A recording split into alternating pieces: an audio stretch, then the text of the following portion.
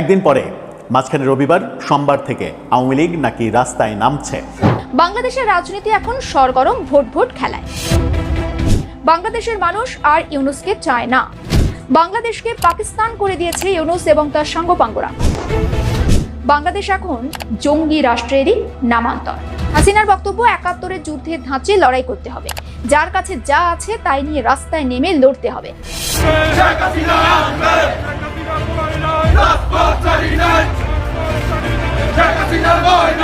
হচ্ছে বাংলাদেশের মাটি ও মানুষ সকলে ঐক্যবদ্ধভাবে নামলে বাংলাদেশের প্রশাসন রাজাকারের বাচ্চারা সব ঐক্যজোট হইলেও কোনো লাভ নাই। পৃথিবীর কোনো শক্তি নেই আমাদেরকে দাবিয়ে রাখতে। আর ৬ মাসের বাচ্চা আছে, এই বাচ্চাকে নিয়ে মাঠে নামবো। ব্রেকিং নিউজ, সবচেয়ে উত্তপ্ত মুহূর্তের বিশ্লেষণ জানাচ্ছি। পরিস্থিতি এমন এক মোড়ে এসে দাঁড়িয়েছে যেখানে আইন শৃঙ্খলা বাহিনী, রাজনৈতিক নেতৃত্ব এবং সাধারণ নাগরিক সবাই এখন প্রশ্ন করছে ১৩ নভেম্বরের আগেই কি দেশে আরেকটি বড় রাজনৈতিক বিস্ফোরণ ঘটতে চলেছে। প্রিয় দর্শক, এইমাত্র পাওয়া ব্রেকিং নিউজ। আজকে আপনাদেরকে যে ভিডিওটি দেখাবো, যে ভিডিওটি এই মুহূর্তে ভাইরাল হয়েছে, দর্শক সেই ভিডিওটির শুরুতেই কিছু অংশ দেখেছেন, এখন বিস্তারিত নিউজ দেখবেন।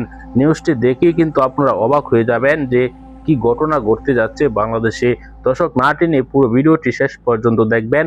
চ্যানেলে নতুন হলে সাবস্ক্রাইব করে রাখবেন পরবর্তী আপডেট পাওয়ার জন্য।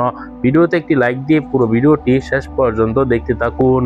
শিকড়ি হচ্ছে বাংলাদেশের মাটি ও মানুষ সকলে ঐক্যবদ্ধভাবে নামলে বাংলাদেশের প্রশাসন রাজাকারের বাচ্চারা সব ঐক্যজোট হইলেও কোনো লাভ নাই। পৃথিবীর কোনো শক্তি নেই আমাদেরকে দাবিয়ে রাখতে। আমরা যদি এইদিকে ছোটাছুটি করি তাহলে আমরা সবাই মারতে হবে। আর আমরা যদি এক থাকি আমাদেরকে কেউ মারার কোনো ক্ষমতা নাই। মনে রাখবেন, এই যে একা যখন থাকবো আমরা ব্যক্তি, একসাথে যখন থাকবো আমরা তখন শক্তি। এক আঙ্গুল দিয়ে আপনি কিছু করতে পারবেন না। ইট করে আপনি যখন আঙ্গুলগুলোকে মুষ্টিবদ্ধ করে একটা ঘুষি দিবেন, একটা কিছু হওয়া সম্ভব। কাজে আমাদেরকে ঐক্যবদ্ধ হয়ে আমাদের মাঠে নামতে হবে। আমাদের এই আন্দোলনটাকে তীব্র থেকে তীব্রতর করতে হবে। সকলকে ঐক্যবদ্ধভাবে আমাদের মাঠে নামতে হবে। কাজে আওয়ামী লীগ থাকলে বাংলাদেশ থাকবে, আওয়ামী লীগ না থাকলে বাংলাদেশ থাকবেই না। বাংলাদেশের স্বাধীনতা সার্বভৌমত্ব থাকবে না। বাংলাদেশে ওই যে বিদেশি শকুনদের হাতে তুলে দিছে, আমাদের চিরং বন্দর যদি কোনো পরাশক্তির কাছে যায়, তারা কি করবে? এই রোহিঙ্গাদেরকে বিশৃঙ্খল করবে, রোহিঙ্গাদের হাতে অস্ত্র তুলে দিবে, তারা পার্বত্য অঞ্চলে অস্ত্র তুলে দিবে। কতটা মানে বাজে সিচুয়েশন ক্রিয়েট হবে জানেন? এই অঞ্চলে তারা একটা জুমল্যান্ড নামক একটা দেশ তারা বানাতে চায়, আমাদের পার্বত্য অঞ্চল এবং ভারত এবং মায়ানমারের কিছু অংশ মিলে। তো আমরা সেটাকে তো সফল হতে দিতে পারি না। তো এই অস্ত্রগুলো তারা মায়ানমারে সাপ্লাই করবে, সেখানে বিদ্রোহী গোষ্ঠী আছে, ভারতে সাপ্লাই করবে। ইভেন এই আমাদের চট্টগ্রাম বা পার্বত্য অঞ্চলগুলোতে তারা, এই যেমন কুকিচিন আর্মি আছে, সন্তুল আলমার কিছু আছে, এদেরকে অস্ত্র যদি সাপ্লাই করে এরা কি করবে? এখানে বিচ্ছিন্নতাবাদীরা আরো বেশি শক্তিশালী হবে, আমাদের বাংলাদেশটাকে তারা খণ্ডন করতে সক্ষম হবে। আমরা হারাবো চিটাগং, পুরা চিটাগংটা আমরা হারিয়ে ফেলবো। তো আমাদের দেশটাকে আমরা ধ্বংস হতে দিতে পারি না। আমরা দেশের জন্য লড়ে যাবো ইনশাল্লাহ।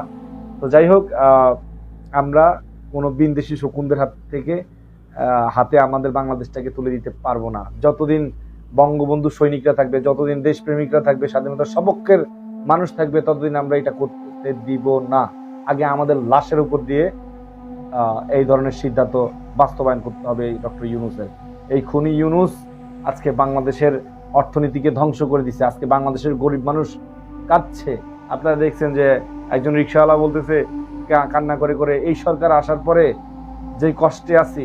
এরকম খালি একজন রিক্সাওয়ালা না, এটা হাজার হাজার গরিব দুঃখী মানুষের আত্মনাদ ওই একজন রিক্সাওয়ালা প্রকাশ করতেন। একজন না, এখন লক্ষ লক্ষ মানুষ বলছে, কোটি কোটি মানুষ বলছে যে তারা একদিন পরে মাঝখানে রবিবার সোমবার থেকে আওয়ামী লীগ নাকি রাস্তায় নামছে।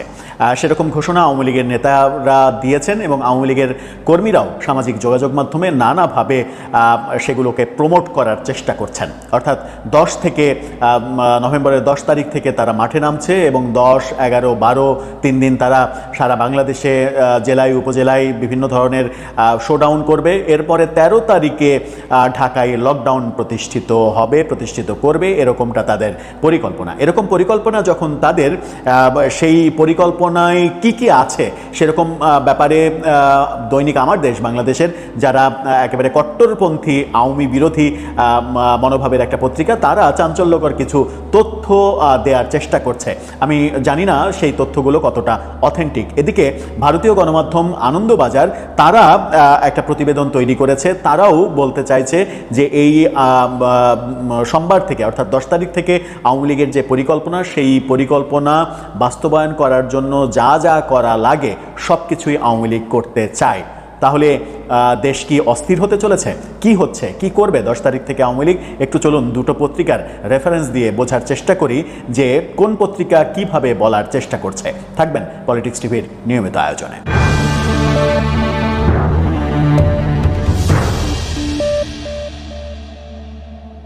দর্শক, বলছিলাম সোমবার থেকে আওয়ামী লীগ মাঠে নামছে এবং মাঠে নামাকে কেন্দ্র করে অনেকদিন আগে থেকে ঘোষণা দিয়েছে তারা।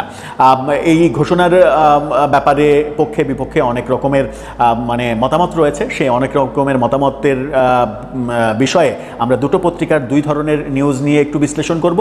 সাথে আওয়ামী পন্থীরাই অনেকে আবার কীরকম ভাবছেন, ব্যাপারটা কোন দিকে যাচ্ছে, সেগুলো একটু আলোচনা করার চেষ্টা করব। প্রথমে আসি আনন্দবাজারের প্রসঙ্গে। কলকাতার জনপ্রিয় দৈনিক আনন্দবাজার তারা শিরোনাম করেছে সোমবার থেকে রাস্তায় নামছে আওয়ামী লীগ। শিরোনামটা দেখলেই বুঝতে পারবেন। সেখানে তারা বলছে আগামী 13 নভেম্বর বাংলাদেশ আন্তর্জাতিক অপরাধ আদালত আওয়ামী লীগ নেত্রী শেখ হাসিনার মামলার সাজা ঘোষণার দিন জানাবে। ট্রাইব্যুনালের বিচারপতি গোলাম মর্তজা মজুমদার গত মাসে এই সিদ্ধান্তের কথা জানিয়েছিলেন। এই কথা যখন আনন্দবাজার বলছে যে 13 তারিখে তারিখ ঘোষণা করা হবে, এই কথার বাস্তবতাটা অন্যরকম মনে হয়েছে যখন উপদেষ্টা মাহফুজ আলম বলেছিলেন যে আগামী সপ্তাহে, গত সপ্তাহে তিনি বলেছিলেন যে আগামী সপ্তাহে আওয়ামী লীগের শেখ হাসিনার একটা মামলার রায় হবে। তার 13 তারিখে রায় ঘোষণা হয়ে যেতে পারে, এরকম সম্ভাবনা রয়েছে। আবার আসিফ মাহমুদ সজীব ভুঁইয়া গতকালকে একটা অনুষ্ঠানে যোগ দিয়ে তিনিও বলেছেন যে 13 তারিখে আওয়ামী লীগ শেখ হাসিনার একটা মামলার রায় হতে পারে। তার আদালত সূত্রে তাদের কাছে হয়তো খবর আছে যে এই 13 তারিখে রায় ঘোষণা হয়ে যেতে পারে। রায় হোক কিংবা রায়ের দিন ধার্য হোক, 13 তারিখে সেই কার্যক্রমগুলো যেন না হতে পারে, সেই কারণে আওয়ামী লীগের ব্যাপক প্রস্তুতি আছে, এরকমটা প্রচারণা করা হচ্ছে।